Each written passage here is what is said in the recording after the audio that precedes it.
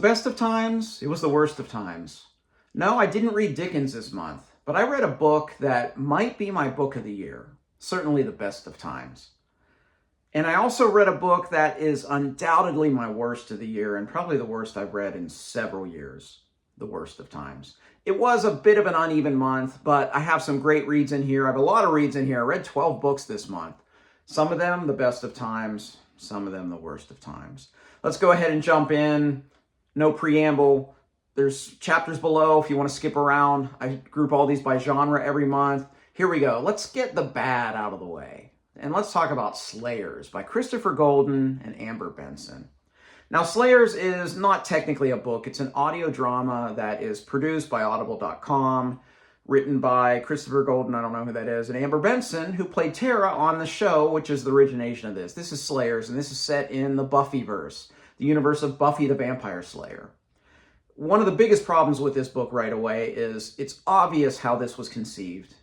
Before there was even a story, it's obvious that they said, okay, let's see who's available to do this audio drama.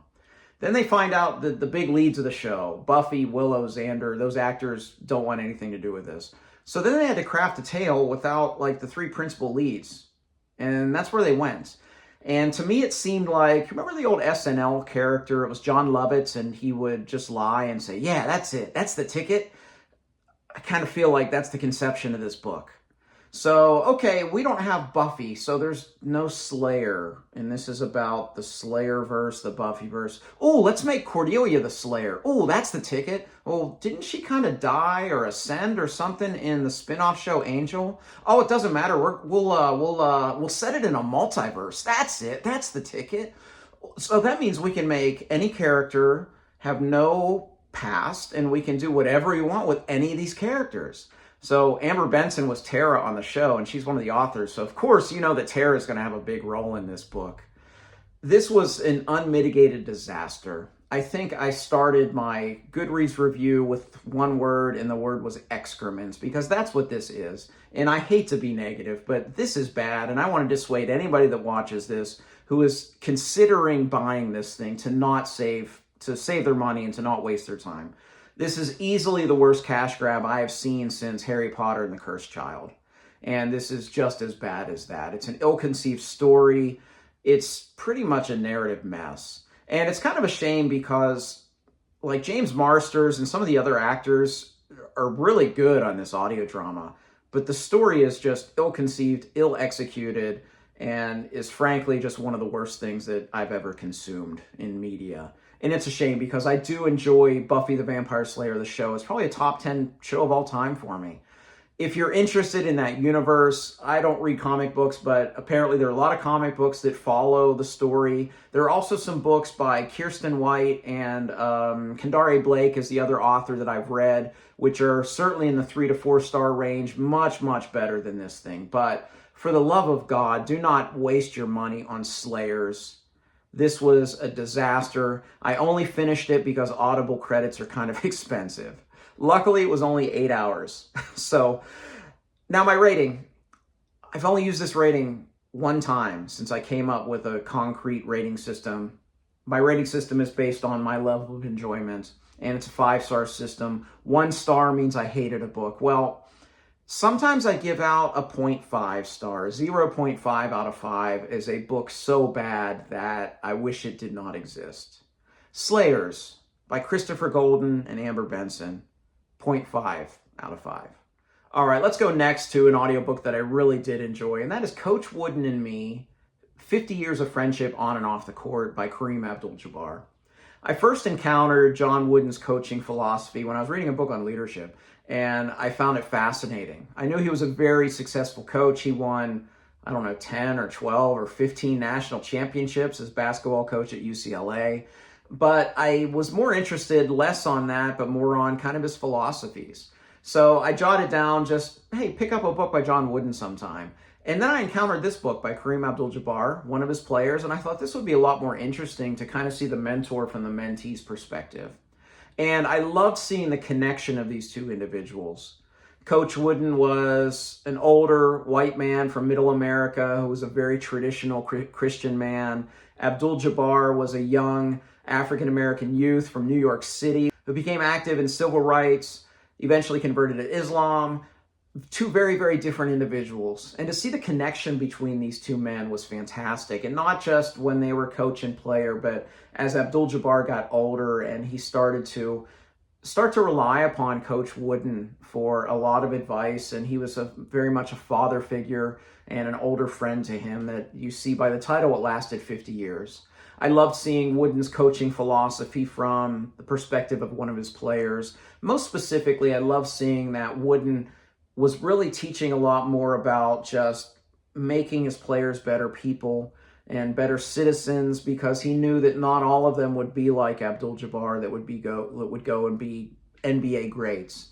So I really appreciated seeing that aspect of things. So that's what I hope that I bring to my students. I know that most of my students will not become professional musicians, but I hope that their time with me, they learn about teamwork and cooperation and just learn a lot of life lessons in my orchestras, as Wooden's players did learn from him on the court. This was a very great read. It's a very quick read. It's only 6 hours of the audiobook, and that's at 1.0. And Abdul-Jabbar does a great job narrating this one. I really enjoyed Coach Wooden and Me, 50 Years of Friendship on and Off the Court by Kareem Abdul-Jabbar. I gave it a 4 out of 5. Up next is the viewer choice for this month, and that is The Armor of Light by Ken Follett. This is the latest book in the Kingsbridge saga. So there are 5 of these books now. It started with Pillars of the Earth, which is one of my all-time favorite books. Love that book. I've loved this series quite a bit. And this has a lot of the same things that made Pillars great. You get really, really great plotting and pacing. Follett's fantastic at time jumps. He's fantastic at character. He creates characters that you will just cheer for and love. He'll create villains that you hate with every ounce of your being. And he's still so good at that. But I couldn't help but think, as I got to about the middle of this one, that kind of the magic in this series is gone for me, unfortunately. Pillars of the Earth was this magical little tale that, even though it didn't take place just in this village of Kingsbridge, it was basically in the middle of England. And it didn't have to do as much about what was going on in the rest of the continent and things like that. And I felt the cracks starting to form in A Column of Fire. The last third of that book, some of the characters take part in kind of a very important historic event in England, and there's a very famous historical figure that's actually a character in the book. And I felt it kind of losing its magic there, and then unfortunately, this as well, as it becomes a lot more global, it becomes very embroiled in what's going on in Europe. And for the first time, I thought there were some flaws in Follett's plotting in particular. It's still very well plotted, but this is the first time I saw some major plot conveniences. Not to give away spoilers, but at some point in this book, virtually every important person from this small village of Kingsbridge just happens to be at the Battle of Waterloo.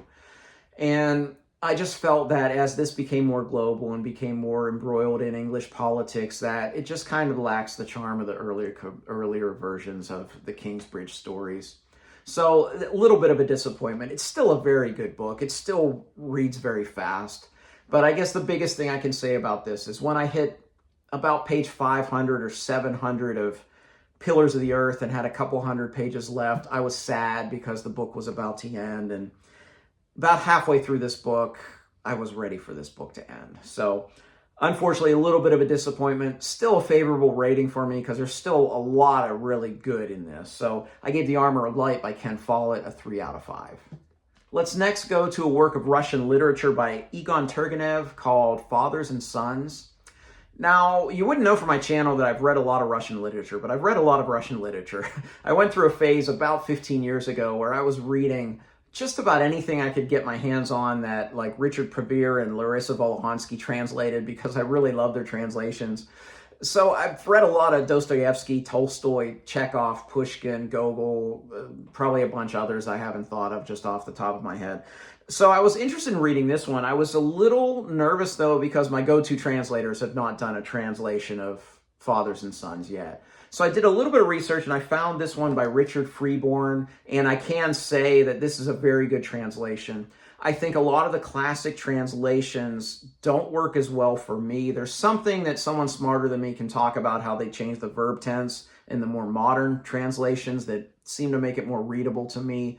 But I found this highly readable. The translation was great. There was only one time that I felt he used a turn of phrase that felt very modern to me, that kind of took me out of the story, which was based in the 1860s. But besides that, I liked Richard Freeborn's translation. This started with a tremendous amount of promise. It starts off with its fathers and sons. It starts with a son who's finished up at university. He comes home and gets together for the first time in years with his very traditional father. And much like these things happen today, when you see a child go away and come back as a man with all of this schooling, there's going to be a difference of philosophies, difference of opinions between the generations. And I thought this is what it was going to talk about. It was going to talk about this father who's a very traditional Russian man, and this son who is now a self-proclaimed nihilist. And it was going to talk about the differences between the generations, and then maybe it was going to they'll come together with some sort of agreement. And I thought maybe thematically it would talk about how young people oftentimes will diametrically oppose their parents just to kind of assert their independence as they cut the cord from, their parental units. And that's where I was hoping this would go. In the first third of the book, that's where it was going. I was so excited. And then, unfortunately, this devolved into a bad soap opera. And it was such a disappointment where this went. And it's not that I don't enjoy that in Russian literature. I mean, you could say that Anna Karenina is a soap opera. And I love that book. That's one of my favorite works of Russian literature, and it reads like a soap opera. But I felt the tonal shift a third of the way through this one just went a direction that was entirely less interesting, at least for me and where I wanted the story to go. And then, the ending of this book was so melodramatic. I groaned out loud several times. I couldn't believe the ending of the story where he took this. So unfortunately, this was a disappointment despite a lot of promise. The good side of this, I have found maybe an alternate favorite translator for me because I did like this translation a lot. But unfortunately, Fathers and Sons gets my meh rating, which is a 2.5 out of 5. Up next is a new release in November, and that is Michael Connelly's latest, Resurrection Walk. It's honestly rare that I read a book the month it comes out, but Connelly is so consistently good, I always feel compelled to pick it up and get into it. This is a Lincoln Lawyer novel. If you don't know what that means, Lincoln Lawyer is Mickey Haller. He's a lawyer in LA that literally has his office in the back of several Lincoln Navigators. And that's kind of the premise. And he's a public defender, and he started this new thing, an innocence project, where he's trying to prove the innocence of incarcerated individuals. And in this book, he enlists Harry Bosch, retired LAPD detective, to work for him. And Bosch really doesn't want to work for him, but there's reasons that I won't get into for spoilers that he does start working for Haller. But the one reason that he works for Haller, at least is one thing that he says that he will not do, is he has to pick the cases. So he has to go through the case files and see if there's some reason that someone might be innocent that's in jail, because he spent his whole life as an LAPD detective putting individuals in jail. He does not want to undo his work, ruin his reputation. So he looks at case files, and when he sees something that doesn't quite look right, he brings it to Haller. And this one's a great one because it's a murder of a wife supposedly killed her husband. The husband is a cop. So you know that if Bosch thinks this might have been an incorrect incarceration, it might be worth looking into. This works really well for me, this book in general, because it was about 60% Haller, 40% Bosch. I love Bosch, one of my favorite characters, literary characters ever. So it was a good balance. Great story, great plot twists along the way, fantastic narrative. What I always say with Connelly is he's just consistently great. I've read over 40 books by the man, and I think the lowest rating I've ever gave him is 3. He's always somewhere 3, 4, 5 stars, and this is an easy 4-star read for me, Resurrection Walk by Michael Connelly. Up next is Cat's Cradle by Kurt Vonnegut. Now, this is a book that helped me learn something about myself. Because I'm not as well read as I'd like, despite putting out a top 10 list of sci-fi, I feel that certain aspects of science fiction I'm not as familiar, and it takes me longer to kind of assess my feelings about them. And what I've learned through this and another book a few years ago is that for the books that are very dense on ideas, it takes me a little longer to kind of let things percolate in the brain before I know what to say about them, before I really know how I feel about a book. So actually, if you saw my Goodreads review for this one, my rating is higher and my thoughts about this are a lot more evolved. But Cat's Cradle is an interesting book. It's about a writer who essentially wants to interview Oppenheimer. He's not named Oppenheimer in the book, but it's essentially the scientist behind the atomic bomb. And he wants to know a lot of things like the minutia, like, what were you doing the morning that we dropped the bomb on Hiroshima? So that was very interesting. And it's Vonnegut, so it's not very straightforward. And it weaves into somehow this writer gets entwined with this Oppenheimer figure's family, and they end up on this island of San Lorenzo where there's this enigmatic religious ruler, and it brings up some really interesting discussions. Obviously, one of the big discussions in this that Vonnegut wanted to talk about is the atomic bomb and weapons of mass destruction, basically. And there's another one in this book that's kind of created by the scientist that kind of takes that discussion one step further. Additionally, when we get to this island, you get this enigmatic kind of religious figure, you get some really interesting discussions upon religion and kind of the differences religion and science in this book I found very interesting. I honestly still don't feel I've grasped it all. I'm still kind of thinking about this book a lot. Of all the books I read last month, this is easily a top 3 that sits in my head a lot. So this may be a book that my rating even raises higher as I think about it in the coming months. But I did enjoy it. Vonnegut's writing style is very unique, but I like it. It's very, you could almost say conversational. It's often disjunct. You don't always know what's going on, but I kind of enjoy the ride, and I'll be definitely reading more Vonnegut. But as for Cat's Cradle, there's some interesting discussions about religion and science that I really enjoyed, and I look forward to reading more Vonnegut. Cat's Cradle, I gave a 4 out of 5. Okay, the next 2 books I can review together, they are in this omnibus by Michael Moorcock. These are the 6th and 7th books in the Elric novels. They are Revenge of the Rose and The Bane of the Black Sword. I started this video with the best of times, worst of times, and this is perfect for this too, because Bane of the Black Sword is my favorite Elric novel so far.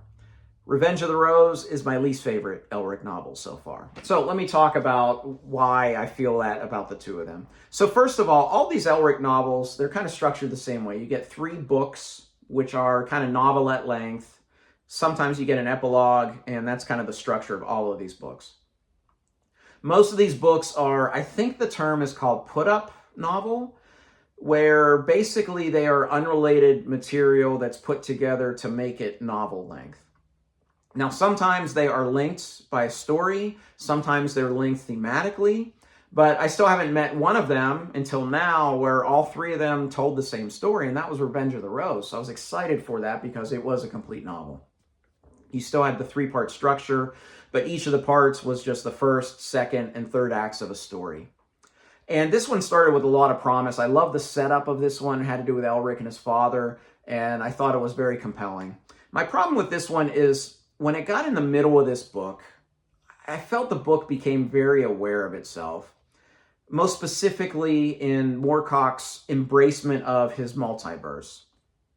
In many ways, it reminded me of Brandon Sanderson's Lost Metal, where I was looking for book 4 of the Wax and Wayne story instead of I got first book of Cosmere, because that's all it talked about. And that's kind of what this was like in the middle of the book. My biggest issue with this, so listen, I'm reading these in the order that the publisher says I should read them. When we got the multiverse the first time, I think it was in the book, The Sailor and the Seas of Fate. And it was basically explained that, okay, hey reader, Elric's not going to remember any of this, but you will. And we see that in the later books where there's allusions to what happened in that book and Elric doesn't remember any of it. Well, all of a sudden in Revenge of the Rose, not only does Elric know about the multiverse, he's an expert. But not just Elric, every single character he meets in this story, they're all experts on the multiverse.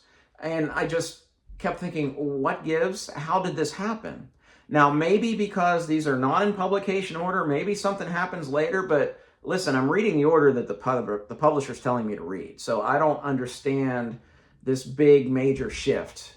And it was just multiverse, multiverse, multiverse, multiverse. I just got tired of it through probably the middle 2/3 of this book.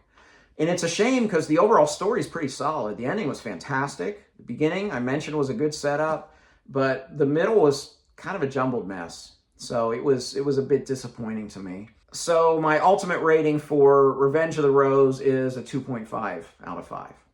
Now, Bane of the Black Sword. As I mentioned, this is my favorite Elric novel so far. I haven't given a 5-star rating to an Elric novel yet. This one was great until the epilogue. Bumped it down a little bit. But let me tell you a little about this one. So this one, you get 3 different books as usual. The second and third are linked by story. It's not the same story, but you can tell it's a very continuation where it's kind of like weeks or months later between the 2 stories. So it makes total sense to put them together. And then the first book, although it doesn't link to those other 2 stories, thematically, all 3 of these books link together through Elric's sword. And that's what I enjoyed because I was used to kind of this put-up novel where I knew each book I was getting something different, but at least that they were all different aspects of his sword, Stormbringer, this Eater of Souls that at the very beginning of this saga causes such trauma to Elric and the people around him. So I enjoyed further exploring the sword and the ramifications of this sword that he does wield. And this one was my favorite, absolutely, of the 3. But what I also liked in this is the second and third books of this story. I saw some really well-needed character growth from Elric. And it wasn't that he wasn't growing, but because of the disjunct nature of the way these novels are put together, it didn't seem very linear. And because these stories kind of linked together, you kind of saw some really good character growth for Elric. And what I liked most is you see Elric start to maybe forgive himself for his actions very early in this series. And I really like that aspect of it. I think it opens up a whole new door of just possibilities for where this character can go if he is willing to move on beyond what happened in that first book. So I really enjoyed the 3 books of The Bane of the Black Sword a lot. And then the epilogue. So the epilogue is about 30 pages. Elric's not in it. He's mentioned once. And to me, it had nothing to do with what happened before. I wonder if it felt like to me, like when all the big Marvel movies were big and you waited and you got the post-credit sequence that had nothing to do with the book, with the movie you just saw, but it was telling you like, hey, this is going to happen soon. Maybe that's what was happening here. Maybe that's where Marvel got the idea. But for me, it just flat out didn't work.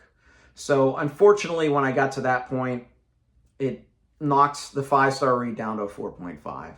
But overall, I'm still enjoying the Elric novels. They're not going to go down as like all-time best of all time, but these are really great books, and I plan on probably reading the rest of them next year. So Bane of the Black Sword, 4.5 out of 5. Let's talk next about Return to Edan by Philip Chase. This is the conclusion of the Edan trilogy, and I can just say from the outset, Chase stuck the landing in such a great, meaningful way. This was the best book of the 3, in my opinion. There are a lot of things I loved about it, but to try to be succinct, even though I'm not very succinct on this video today, I have 12 books to talk about. It's hard to cut them all short, but I loved so much of this book. First of all, the one thing I've loved throughout, I really enjoy Chase's writing style. He embraces kind of a more classic writing style and prose style that I enjoy quite a bit. I'm someone who doesn't like kind of the more modern ways a lot of authors write. For instance, I love Sanderson, but every time he uses the word awesome, it takes me out of the story and kind of ruins things a little bit for me. I love that Chase embraces kind of just a more traditional, almost archaic kind of storytelling manner. So I love that aspect of it. But it's also infused with more modern sensibilities. For instance, the bad guys aren't bad, the good guys aren't good. We have this massive holy war with more than 2 sides. It's not really one against one. There's a lot of different sides, and you get to know characters on all the sides of this conflict, and you get to see how real they feel, and you get to cheer for people on all sides of this conflict. I loved in this book that we kind of have a new villain, and this villain I thought was so subtly drawn, and the villain had a very great character arc in this book. You don't see that very often. You always see a hero get a character arc, but it's pretty rare to see a villain get a meaningful character arc like I feel that Chase's villain does in this book. Another thing I really liked in this book, I liked how the plot lines converged at the end. In Prophet of Edan, the plot lines converged, but I didn't feel it worked as well as here. Here it felt like everybody, there was just an organic reason for them to be where they needed to be. And I found it very meaningful, the way that all these plot lines came together at the very end. I love that you get a new character who's on the cover here. I think in many ways made the protagonist, Day Raven, even a stronger character. And I felt a lot more connection with Day Raven because of this new character that you meet in this book. And speaking of character, I realized in this book that Chase is a lot better at character than you probably realize early in the book. And that's not a detractor. His manner of characterization reminds me of Justin Cronin's. Cronin often creates characters and you get to know them, but you don't realize that you care about them until something happens to them. And then you find yourself in tears. And that's what I felt at the end of this book, that Chase had created some characters that I didn't realize that I really connected with them until something emotional happened and I found myself emotional. So I tip my hat at that, because I think that a subtle manner of character development is a hard thing to achieve, and I think he's really achieved this in this series. This is a great series. Return to Edan. Return to Edan is my favorite of the 3 books. And I love it when an author does that, where it kind of builds into a great, satisfying conclusion. This was a great series. If you like kind of classic fantasy merged with some modern sensibilities, great writing style, characters that'll just grow on you and get inside your psyche, a holy war. I mean, there's so much to like about this series, but I'm so glad that I read this series this year and I love this conclusion. I gave The Return to Edan by Philip Chase 5 out of 5. Next up, A Bond Undone by Jin Yong. Now, Jin Yong is an author you may not know. He's known as the Chinese Tolkien, and this series, The Legend of the Condor Heroes, is considered China's Lord of the Rings, and this is book 2. There are 10 books in the series, only 4 have been translated into English, so I'm very much spreading these out. I think I read the first book 2 years ago. What I like most about these books is how different they feel. And maybe because it's written by an author with a very different cultural background, that this just feels very different. In many ways, it's kind of an historic fantasy, and it's based in China. And one thing I really love is the way that Yang uses Kung Fu, the martial art, and uses it as a form of magic. And it's very interesting. To get a visual kind of comparison, if you think of the movie Crouching Tiger, Hidden Dragon, the way that these martial artists had kind of these super abilities, that's kind of the way it's treated in here, and I really like it. It makes it really interesting, and I like kind of some of the philosophies when some of the characters are learning about the Kung Fu, about the internal Kung Fu and external. I find it highly interesting. The biggest thing I'm struggling with in this series is the way that Yang does character. I think I said in my Goodreads review that it seems like all of the characters are kind of like, to use D&D terms, they're all chaotic neutral, because they seem to change allegiances like with the flip of a coin. And randomly, like there will be a battle scene going on, and then like one faction will just change their minds and join the other side. And I never understand the motivations. So maybe there's some disconnect culturally with some nuance I'm not picking up, but it's kind of jarring at times. And when I started this, because it had been 2 years since I read the first one, I was trying to remember everything and remember the factions. And then I realized, well, it doesn't matter what the factions are, because the wind will blow and they'll change sides, so it won't matter.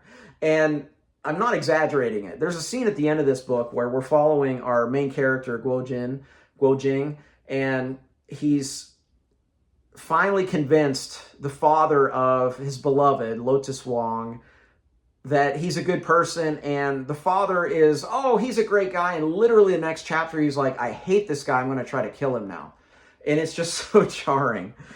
Besides that, this is a great ride. I loved the last third of this book. It didn't jump around POV as much. It kind of stuck with our main character, and I thought it kind of stabilized things quite a bit. I also love the main character is kind of 18 years old, and it's kind of a coming-of-age tale. And what we've seen in these two books is he's kind of had different mentors. So I have a feeling all of these different philosophies that he's learning from all these different mentors is going to make him this great martial artist eventually. But I just find it interesting when we see kind of the different philosophies between the mentors that he's learning from. So this was a great book. I really enjoyed it. The ending makes me really want to pick up the third book, but I'm going to resist for about a year because I don't want to read them and just be continually waiting for the next one to get translated. But as far as this book is concerned, A Bond Undone by Jin Yong, I gave a 4 out of 5. The next one is Conan the Defender, which is the second book in this omnibus collection of Conan of Cimmeria by Robert Jordan. If you ever asked yourself, has Robert Jordan ever written, or could he even write, a very short, tightly plotted story where there's no excess of description or anything like that? Yes, he can, and in Conan Defender, he does it. It's about 160 pages, and it is fast-paced. It is tightly plotted, and in many ways doesn't feel like a Robert Jordan Wheel of Time story because it is so quick and so fast-paced. There were times I honestly wished he had slowed down a little bit and maybe given us a little bit more character, maybe fleshed out the villains a little bit more. But overall, it was a really quick read. It's a good kind of palate cleanser type of read. Another part of this that I really liked, this story, Conan gets embroiled in, he's in this city and he gets embroiled in kind of these internal politics and then picks a side and then joins the fight, basically. I loved at the ending of this one. So at the ending of this book, the way that most of the Robert Howard Conan stories end is Conan saves the day, Conan gets the girl, Conan rides off into the sunset. And it didn't end like that. I mean, it still ended pretty positive. I mean, this is Conan after all. But there was enough of not the typical, like, everything is hunky-dory at the end, that I felt it showed just a little bit more humanity to this character, made him a little bit fallible, just a little bit. And I felt it just made him a little bit more realistic. And I like that aspect of it, that it wasn't just the typical ending to a Conan story. But these are great. These are great palate cleansers. I'll definitely be continuing through these in the coming year. And I enjoyed Conan Defender quite a bit and gave it 4 out of 5. Last, but certainly not least, my book of the month is A Song for Arbonne by Guy Gavriel Kay. Now listen, this video is too long already, so I'm going to stop. I'm going to record a video just talking about this book, and I'll release that review sometime this week. I do want to talk about this book for a while, but I've already talked about these other 11 books quite a bit. So I would just say that this is a strong contender for my book of the year. This may be a top 10 book of all time for me. I fundamentally connected with this book by Guy Gavriel Kay. So if you want to hear me gush about a book that I find near perfect, look for that video later this week. But A Song for Arbonne, book of the month, November 2023 by Guy Gavriel Kay. Easy 5 out of 5. I'd give it more stars if I could. Hey, long video. Thanks for sticking around. What was your book of the month? Let me know. I'd love to hear it. And if you read any of the ones that I've read, let me know what your thoughts were. Maybe you can enlighten me a little bit more on Cat's Cradle. If you like this video, please like and subscribe. You can also find me on Twitter and Goodreads. I'd love to interact with you there. As always, thank you for watching. Until next time, goodbye.